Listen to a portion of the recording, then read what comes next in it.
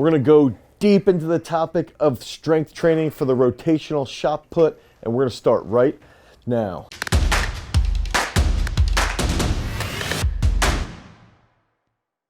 What's up, everybody? It's Dane Miller from throwsuniversity.com, and if this is your first time to the channel and you're interested in learning more about technique, you want to get stronger, you want to be more explosive, make sure that you like, you subscribe, and you ring that notification bell so we can help you drop some bombs. So athletes and coaches alike get confused when they're focusing on how to properly strength train for the rotational shot put. There's a lot of information on the internet. There's a lot of ideas going around, and it can get complicated. And so typically what coaches and athletes tend to do is they do what they were taught to do back in the day. Let's say you go for a half-mile jog, you do 45 minutes of medicine ball throws, and then you go down to the circle, you drill for a half hour, and then you take 10 throws. Your day's done, and then maybe you go run some hill sprints, or you do another half-mile jog, and everything's good to go. But what we've got to do now is we know that strength training can be a lot simpler. We know that training for the rotational shot put can be viewed in a very, very simple lens that can help us identify those problems that we need to conquer. What is it that we're trying to do? What are we trying to improve? And if we can think about the rotational shot put, we know the path that the individual is going to be taking inside of a 7-foot circle. We know that it takes about 2 to 3 seconds to execute the actual movement. So now we can sit there and understand that the whole point of the sport is to throw as long as possible, to throw as far as possible. The thrower that throws the furthest wins. So now when we look at the confines, it's a 7-foot circle, 2 to 3 seconds.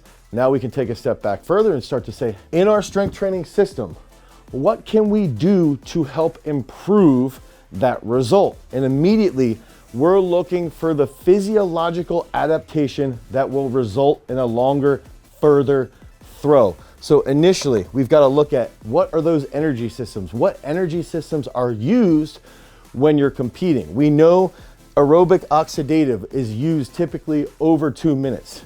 We also know that it can provide support to the anaerobic alactic system, and it can also provide support to the anaerobic glycolysis system. We know that these two systems, these two energy systems, anaerobic alactic and anaerobic glycolysis, happen under 2 minutes. So anaerobic glycolysis is going to be typically anywhere from 15 to 20 seconds all the way up to about 2 minutes.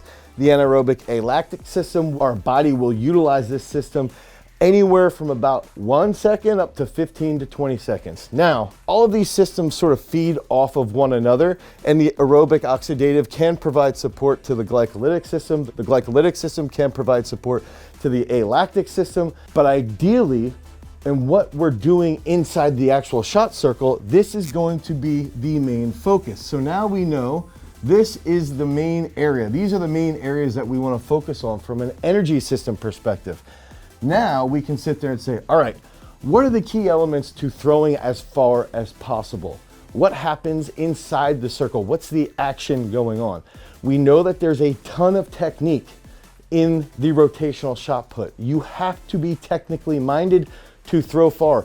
You also have to recruit very, very rapidly. You need to have a large amount of absolute strength. And if we can think about absolute strength, having an umbrella, and underneath that absolute strength will be dynamic strength, the maximal strength, okay? We also know that you have to be very, very mobile. When you have a 16-pound shot or a 4-kilo shot or a 5-kilo shot in your neck, your legs are going to be doing different actions from your trunk and from your upper body. So we need to be mobile in different positions so we can get and take advantage of a nice stretch shortening cycle, and ultimately that's going to help us throw farther. But on top of that, being mobile is also going to help us be more structurally sound so that we can train a little bit harder and recover more effectively. And then finally, we know that there are aspects of special strength that will help improve different aspects of the throw. So right off the bat, what is technical coordination? If you can think of an Olympic lift, you're doing a power clean, a power snatch, a hang clean, a hang snatch, whatever that might be, you're going to be technically coordinating your muscles. You're doing an action mentally that's going to require a rapid amount of force development. You're going to be doing an action that requires force absorption, and it has to be done very, very quickly. And that's where technical coordination comes into play. This has to be the priority. Absolute strength, when we're talking about the rotational technique, we can see throwers like Joe Kovacs back squatting 700 pounds for 10. Does he have to back squat 700 pounds for 10 to throw 22, 23 meters? Probably not, but that max strength will transfer really well to technical coordination. It's going to transfer really well to how he absorbs his force in the middle of the circle, and how that energy then that he absorbs in the middle of the circle can be transferred into the implement for longer, bigger, further throws, which gets him to win a world title. So we know that absolute strength, like back squats, bench presses, all of those different movements, one, they can help improve technical coordination movements, but two, they're going to help you hit better positions in the circle. Again, like we talked about with mobility, now we start talking about catching a snatch deep in a hole. You've got to have mobile ankles, you've got to have mobile hips, you have to have a mobile thoracic spine.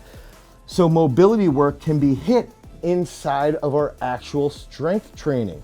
It can also be hit outside of the weight room. We can do things at home that will help us become more mobile, be more limber, react a little bit more effectively.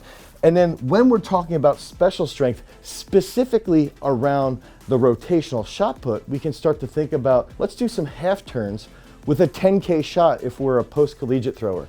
Let's do some half turns with a 16-pound shot if we're a high schooler or we're a collegiate thrower. Or if we're a female and we're throwing a 4K shot, let's throw that 12 or 14-pound shot from a half turn, from a shuffle throw, from a South African. Now we're taking these movements, and instead of looking at them as drills, we start to look at them as actual strength exercises that will help bridge the technical coordination movements and the absolute strength into the result that we're looking for.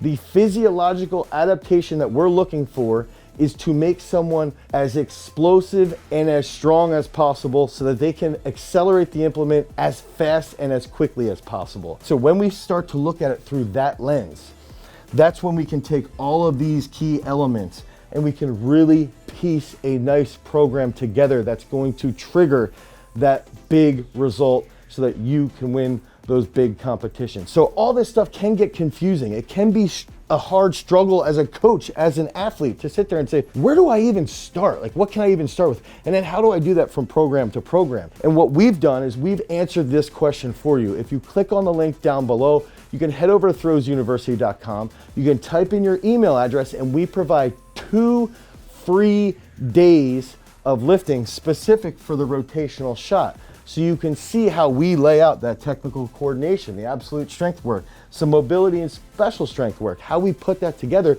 in 2 days. So you'll type your email in. When you hit the button, then wait a couple of minutes, you'll get an email back that has the template with 2 free days of strength training so that you can see and learn how we piece a program together for our rotational shot putters. If you want more information about the rotational shot put technique and training around the rotational shot put technique, you can click on this card right here. Until next time, guys, peace.